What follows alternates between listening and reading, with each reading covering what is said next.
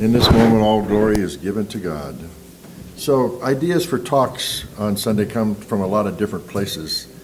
And a different thought came to me about giving a talk, and it came from the story Mike shared last week around the spiritual reading. And it struck me that I have a lot of stories that I've saved that I use every once in a while within my talks as an experience or an idea about what's going on, more expression, and to ask different people. So what I want to do is I've picked out 3 or 4 stories that I'm going to read, and then afterwards I'd like you all to just either stand up and choose yourself to make a comment about the talk or the story, or I'll pick you, just so we get you guys involved. So the first one is called The Gingham Dress. A lady in a gingham dress and her husband, dressed in a homespun threadbare suit, stepped off the train in Boston, and walked timidly, without an appointment, into Harvard University president's outer office. The secretary could tell in a moment that such backwards country hicks had no business being at Harvard, and probably didn't even deserve to be in Cambridge. "We'd like to see the president," the man said softly. "He'll be busy all day," the secretary snapped. "We'll wait," the lady replied. For hours, the secretary ignored them, hoping that the couple would finally become discouraged and go away. They didn't, and the secretary grew frustrated and finally decided to disturb the president, even though it was a chore she regretted. "Maybe if you see them for a few minutes, they'll leave," she said to him. He sighed in exasperation and nodded. Someone of his importance obviously didn't have the time to spend with them, and he detested gingham dresses and homespun suits cluttering up his outer office. The president, stern-faced with dignity, strutted toward the couple. The lady told him, "We had a son who attended Harvard for 1 year. He loved Harvard. He was happy here. But about a year ago, he was accidentally killed. My husband and I would like to erect a memorial to him somewhere on campus." The president wasn't touched. In fact, he was shocked. "Madame," he said gruffly, "we can't put up a statue for every person who has attended Harvard and died. If we did, it would look like a cemetery." "Oh no," the lady explained quickly. "We don't want to erect a statue. We thought we'd like to give a building to Harvard." The president rolled his eyes. He glanced at the dress and the suit and exclaimed, "A building? Do you have any earthly idea how much a building costs? We have over $7.5 million just in the physical buildings here at Harvard now." For a moment, the lady was silent. The president was pleased. Maybe he would get rid of them now. The lady turned to her husband and said quietly, "Is that all it costs to start a university? Why don't we just start our own?" Her husband nodded. The president's face wilted in confusion and bewilderment. Therefore, Mr. and Mrs. Leland Stanford got up and walked away, traveling to Palo Alto, California. And here they established the university that bears their son's name, Stanford University, a memorial to their son that Harvard no longer cared about. Comments? Who wants to say something? What? Is that true? Yeah. Yeah, it's true, definitely. So what did you think about the story? What did you get out of it? What is... Not to what? Judgmental, that's true. And what else? Making assumptions. That's true. Because we can easily judge the character of others by telling how they treat those who think they can do nothing for them. So you got to think about that too, not just being judgmental. Do we go around doing things for people because we think we'll get something back, rather than just giving? Exactly to my reading, because it says we spend time thinking about what they are not. Right. Exactly. He didn't look at them as being wonderful and prosperous and could do something for Harvard. He looked at them as being, you're out of your mind. Less than. And poorer than them. Yeah, that's true. So we got to wake up to that. That's true, Bill, that fit into how we could see the Christ in everybody. What had happened if he'd have done that? But it's great they didn't, because we got a whole new university called Stanford. Well, that's scriptural to know what the secretary meant for evil, God meant for good. You guys never read that in the Bible? Oh, Yeah. what the secretary Genesis. It's in the Old Testament. It's a book called Genesis. It's the story of Joseph. Oh, I substituted. Paraphrase.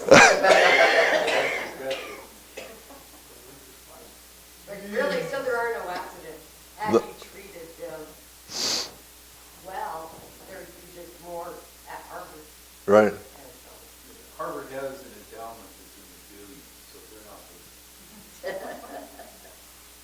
Lots of different ideas to get out of it. Okay, let's go on. Stories, Gate A4.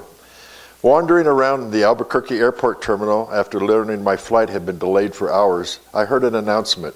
If anyone in the vicinity of Gate A4 understands any Arabic, please come to the gate immediately. Well, Gate A4 is my own gate, so I went there. An older woman in full traditional Palestinian embroidered dress, just like my grandma wore, was crumpled to the floor wailing. "Help," said the flight attendant. "Talk to her. What is her problem?" We told her the flight was going to be late, and then she did this. I stopped to put my arm around the woman and spoke haltingly. Shuda'a shubika kabiti, and so on, some other stuff. The minute she heard these words, she knew, however poorly used, she stopped crying. She thought the flight had been canceled entirely. She needed to be in El Paso for a major medical treatment the next day. I said, "No, we're fine. You'll get there, just late. Who's going to pick you up? Let's call him." So we called her son. I spoke to him in English. I told him I would stay with her mother till she got on the plane. Then she talked to him. Then we called our other sons just for the fun of it. Then we called my dad, and he and she spoke for a while in Arabic and found out, of course, they had 10 shared friends. Then I thought, for the heck of it, why not call some Palestinian poets I know and let them chat with her? This took all of 2 hours. She was laughing a lot by then, telling about her life, patting my knee, answering questions. She had pulled up a sack of homemade mamul cookies, little powdered sugar crumbly mounds stuffed with dates and nuts, from her bag, and was offering them to all the women at the gate. To my amazement, not a single traveler declined one. It was like a sacrament. There was the traveler from Argentina, the mom from California, the lovely woman from Laredo. We were all covered with the same powdered sugar and smiling. There is no better cookie. Then the airline broke out free apple juice, and the 2 little girls from our flight ran around serving it, and they were covered with powdered sugar too. And I noticed my best friend, by now, we were holding hands. We had a potted plant poking out of her bag and some medical thing with green furry leaves. Such an old country traveling tradition. Always carry a plant, always stay rooted to somewhere. And I looked around the gate of all the late and weary persons, and I thought, this is the world I want to live in, this shared world. Not a single person in this gate, once the crying of confusion stopped, seemed apprehensive about any other person. They took the cookies, and I wanted to hug all these women too. This can happen anywhere. Not everything is lost. So this speaks of oneness to me, being able to really connect with people that you don't even know. Anybody else? Yeah? Okay. Good. I was struck by the powdered sugar, how her kind of symbolized the oneness and the joy and how it got all over everybody as they shared. Yeah. And as it said in here, that once the crying, nobody seemed apprehensive about any other person. Nobody asked, what party are you with? What is this? Where are you from? Any judgments at all or anything. So a little bit more continuation of that other story. Anybody else? When you exhibit compassion, it's generally responded to. This is just the compassion to speak to the lady. Right. Time and cared for her, and she responded and opened up. And how cool it was that it lasted for 2 hours where they go talking with all these other people. You know, Ron? I like the humility of the person who wrote the story, because if they had not gone and given of themselves to help this woman, none of that would have happened. But in the reading, in the telling of the story, she never embellished herself. She gave credit to everybody else. Right. I thought that was what was not there. She wasn't arrogant about it. She was saying that this all came about naturally, but it was because she put forth her own love to help that woman.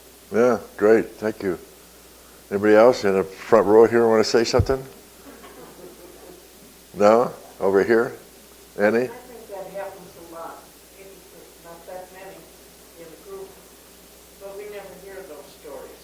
We only hear that stuff. And like you said, I'm a great believer that what you put out comes back. Yep. Good or bad.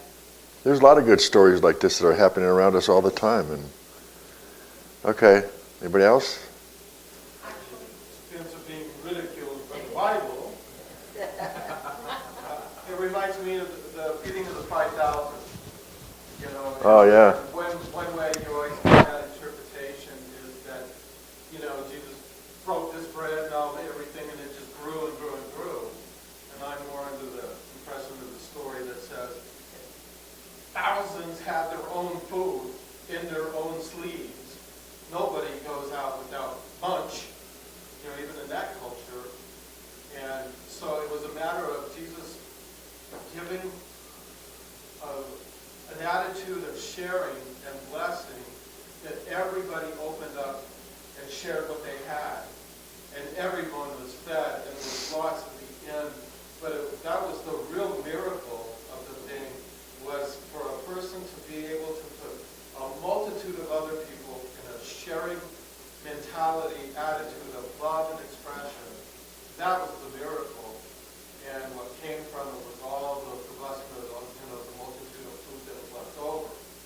So it wasn't about feeding, it's the multitude being able to share with each other and share those experiences and share those kind of stories. Right. You think they just sat out there and got full and look at that.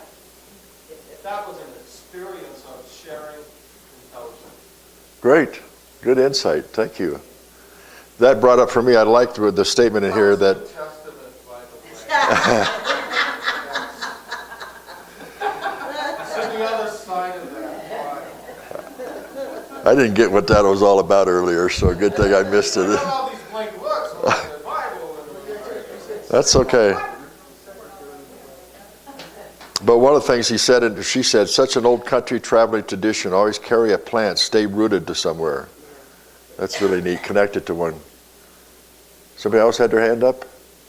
Well, I had the experience kind of accepting somebody. I was at a 7-Eleven, and there was a young man in front of me with piercings and tattoos, and his pants were way down here.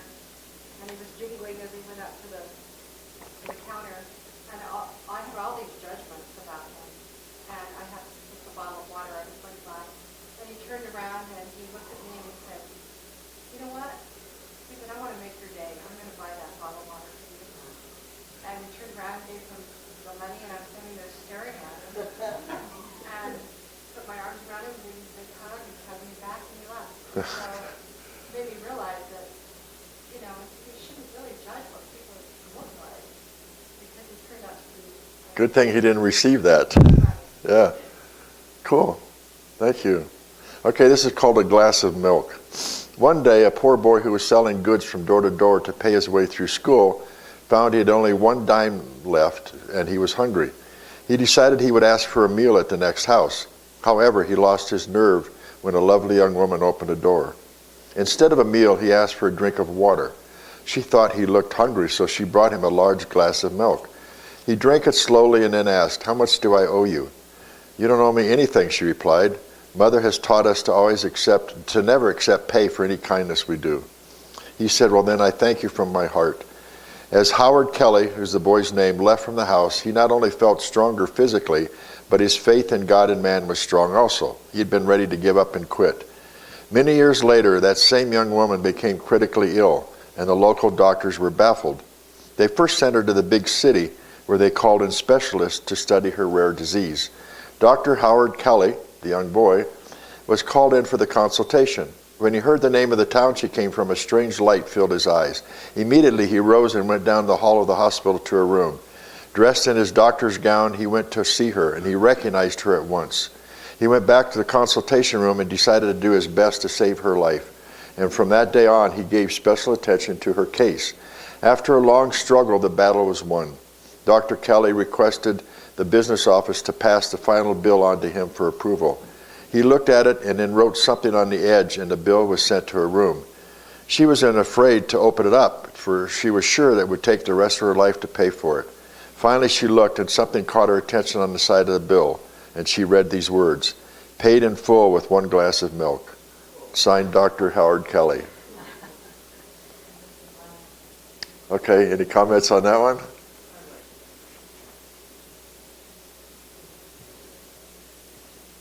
Anybody? Yeah, that's good. Cynthia?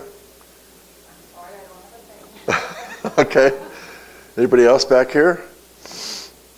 This is what was written down. Tears of joy flooded her eyes as her happy hearts prayed, "Thank you, God, that your love is spread broad through human hearts and hands." And there's a saying that goes something like this: bread cast on the waters comes back to you. What you give out, the good deeds you do today may benefit you or someone you love at the least expected time. If you never see that deed again, at least you will have made the world a better place. After all, isn't that what life is about? So the hardest thing in life is which bridge to cross and which bridge to burn.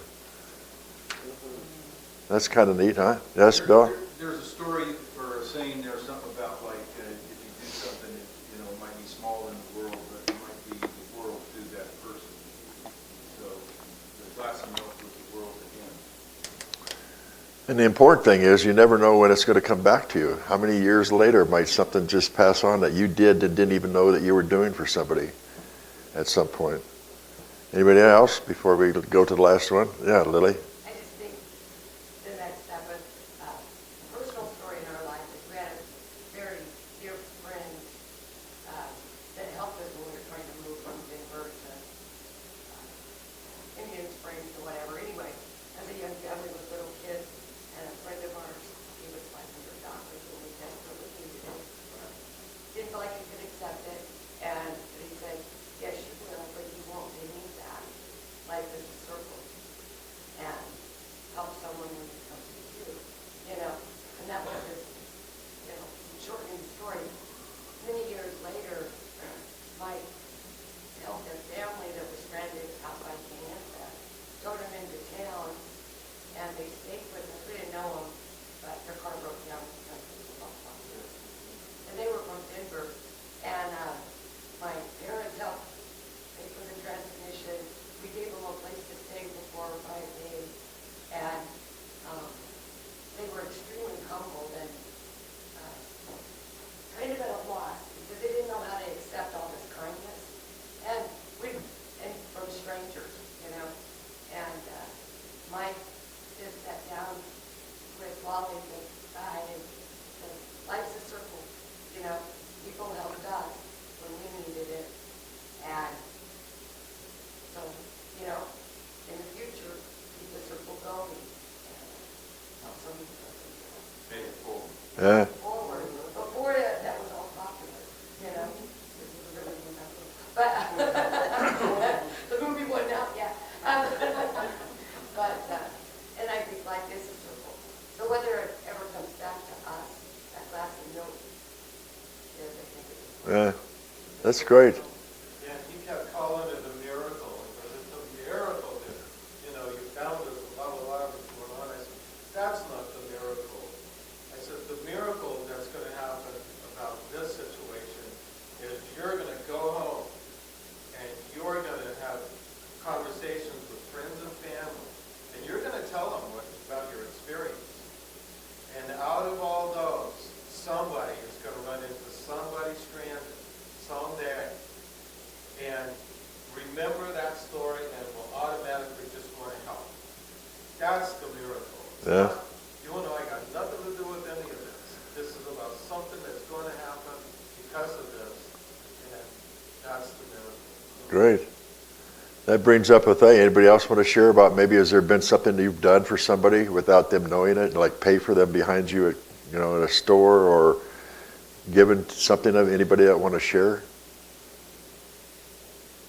I'm sure you have. All of you. I've always been intrigued with the Albertino. Yeah. I think that was the guy. He would put cash, big things of cash in little grocery bags, and he would leave them in a telephone booth in New York City and walk away. Can you imagine somebody desperate walks into a telephone booth and saw there? Yeah. Great. Okay, this is the last one. It's called 57 Cent Church. A little girl stood near a small church from which she had been turned away because it was too crowded. "I can't go to Sunday school," she sobbed to the pastor as he walked by. Seeing her shabby, unkempt appearance, the pastor guessed the reason, and taking her by her hand, took her inside and found a place for her in the Sunday school class. The child was so happy that she found that they found room for her, and she went to bed that night thinking of the children who have no place to worship God. Some 2 years later, this child lay dead in one of the poor tenement buildings. Her parents called for the kind-hearted pastor who had befriended their daughter to handle the final arrangements. As her poor little body was being moved, worn and a crumpled red purse was found, which seemed to have been rummaged from some trash dump. Inside, they found 57 cents and a note scrambled in childish handwriting, which read, "This is to help build the little church bigger so more children could go to Sunday school." For 2 years, she had saved for this offering of love. When the pastor tearfully read the note, he knew instantly what to do. Carrying his note and the cracked red pocketbook to the pulpit, he told the story to the congregation of her unselfish love and wisdom. He challenged his deacons to get busy and raise enough money for the larger building that she had wanted. But the story does not end there. A newspaper learned of the story and published it. It was read by a wealthy realtor who offered them a parcel of land worth many thousands. When told that the church could not pay so much, he offered to sell it to the church for 57 cents. Church members made large donations. Checks came in from far and wide. Within 5 years, the little girl's gift had increased to $250,000, which was a huge sum at that time, near the turn of the century. Her unselfish love had paid large dividends. Now the rest of the story is, when you're in the city of Philadelphia, look up Temple Baptist Church with a seating capacity of 3,300. Visit Temple University, where thousands of students have educated, and take a look at Good Samaritan Hospital at a Sunday school building which houses hundreds of beautiful children, built so that no child in that area will ever need to be left outside during Sunday school. And in one of the rooms of this building may be seen the picture of the sweet face of that little girl, whose 57 cents, so sacrificially saved, made such remarkable history. And finally, alongside of it is a portrait of her kind pastor, Dr. Russell Conwell, who is the author of the book Acres of Diamonds. You guys ever read that book? Oh God, that's a great book about how things can grow by just, and this is a true story which goes to show what God can do with 57 cents. Okay, comments on that one? George, I wanted to tell a story. It's not about an interaction between you and another person, but this spirit coming in. When we were stationed on Okinawa, my parents lived in Vermont, long ways off, and my dad died suddenly. And so I took a MAX flight to San Francisco, and then another flight, a couple of flights to get to Vermont. But anyway, when I left Okinawa, money was very tight for us in those days, and all I had in my wallet was $5. And I got to San Francisco, and I had some change, and I called my mother, Colette, just to let her know I had landed in the States. And when I hung up, all of these quarters came flowing Wow. out of that paid telephone, and they kept coming and coming. And Like a slot machine, huh? I didn't know what to do, so I went to the travel lady there, and I said, "These really aren't mine, I don't know what to do." She said, "Keep them." I said, "There's nothing you can do." So I had plenty of money to get from San Francisco to Vermont. Wow. Divine intervention. Well, Yes, it was. cool. Thanks for sharing I that. thought it was. Anybody else? Acres of Diamonds, if I remember right, is about a story about how we tend to want to go look for things outside when in fact like this guy went looking for gold somewhere else, and when he found it, it was actually in his own backyard. And there's a whole story about all of that that's really cool. So how interesting it is that the author of that book was the one that helped this little girl out. So, okay, any comments about any of the stories, or we're wrapping up here? Do you like being involved? Huh? Did we invest in tissue? Yes, there's some around here. I had one that was going to be really sad, but I chose not to do it right now. I'll get it later. Yes, Annie? I was 20-some years selling ice cream. Can't think on ice cream so much. The sociologically it was an education. I believe that 90+% of the people are